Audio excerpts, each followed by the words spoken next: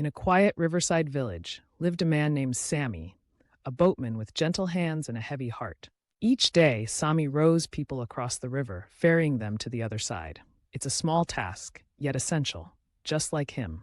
Whether it's a mother visiting her family, a boy heading to school, or an elder going to the temple, Sami's boat is part of their daily rhythm. But despite his calm demeanor, there's something distant in his eyes. He listens more than he speaks. He smiles politely, but it's never quite full. And when he's alone, waiting at the dock or staring across the water, his eyes seem fixed on something far away, something no one else can see. Villagers often say, he's kind, but his heart is somewhere else. Not all burdens are visible. Sami's grief lived deep beneath his smile. As the peaceful rhythm of the village continues, the camera shifts closer to Sami, capturing his stillness at the riverbank.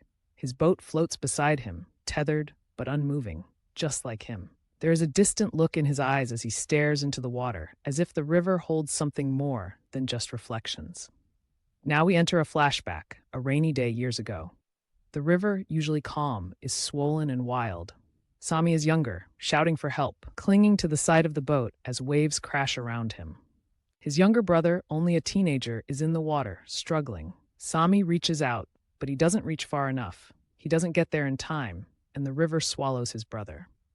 Back in the present, the rain has stopped, but the storm inside Sami never ended. He replays that moment over and over in his mind. What if I'd moved faster? Why did I let him come on the river that day? Why did I survive and not him? These are questions without answers, but they haunt Sami every day. He walks through the village quietly. People greet him kindly, but he only nods. He no longer laughs. He no longer sings at the fire like he used to. The man who once brought warmth to everyone around him now seems cloaked in a quiet sadness that no one can touch. His eyes have lost their spark. His smile, once so open and full, now only flickers faintly. He still rows his boat, still helps others, but he himself is lost, drifting on the inside, unable to anchor to the present. One day, a small voice cracked the silence that had long filled Sami's boat.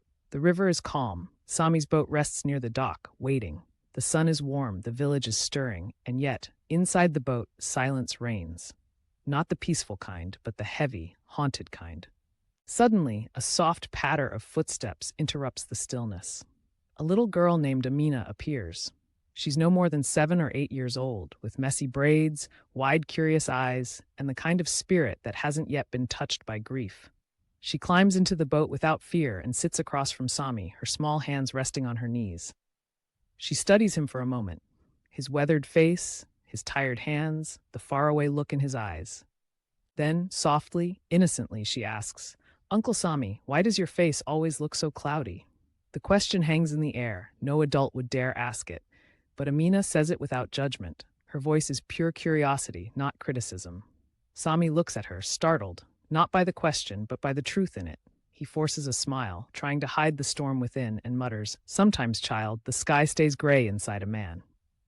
But Amina isn't done. She tilts her head, thinking deeply, and replies, "But uncle, if you're always holding on to yesterday's clouds, how can you see today's sun?" Sami says nothing, because he can't. Her words strike a chord that even the roaring river could not reach. She doesn't know his story. She doesn't need to. But in that simple, childlike observation, a window opens, the first crack in the wall he's built around his grief. That evening, Sami sat beside the river and watched it flow.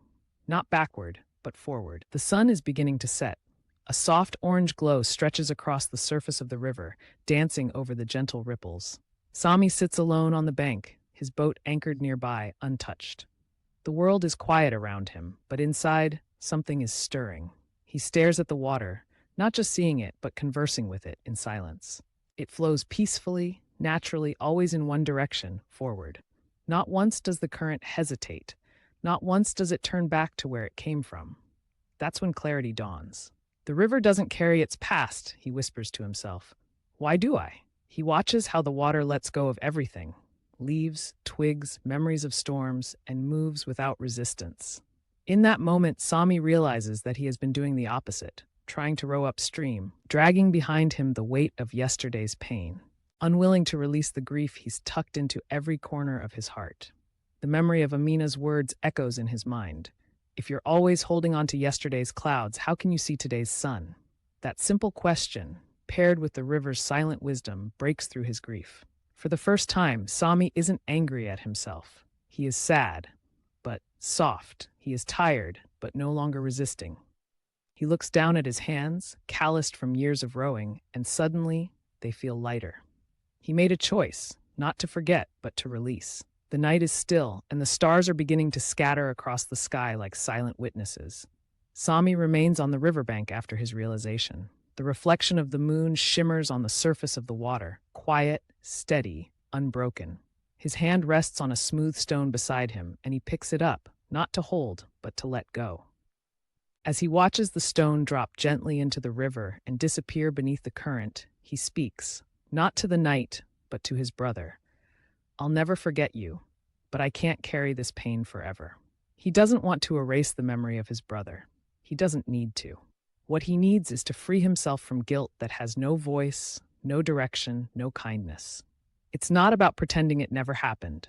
It's about choosing to live in a way that honors the one he lost, not mourns them endlessly. This is a turning point. From this moment, Sami makes a vow to smile again without shame, to laugh by the fire without guilt, to help others cross their own rivers, not out of duty, but out of love. The memory of his brother becomes a part of him, not a weight he drags, but a light he carries forward. The next morning, Sami stood taller.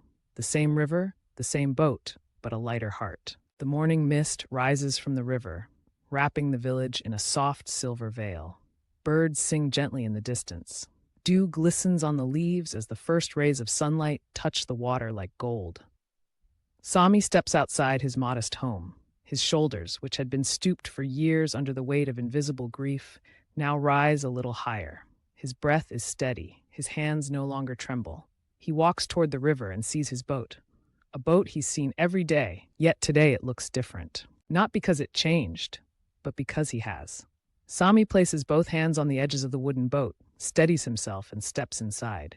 He pushes off, and with each pull of the oar, there's a rhythm, not just of movement, but of intention.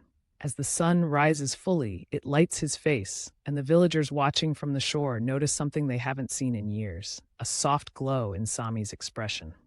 Not just relief, hope. And as he rows across the familiar river, it's not just a daily task anymore, it's a journey into the present, into life. The river still flowed, but now it whispered hope instead of sorrow. The river hasn't changed, its waters still rush gently through the village, rippling softly under the sky. But something has changed, how the river is felt. What once seemed like a current of memories and regret now feels like a path toward meaning.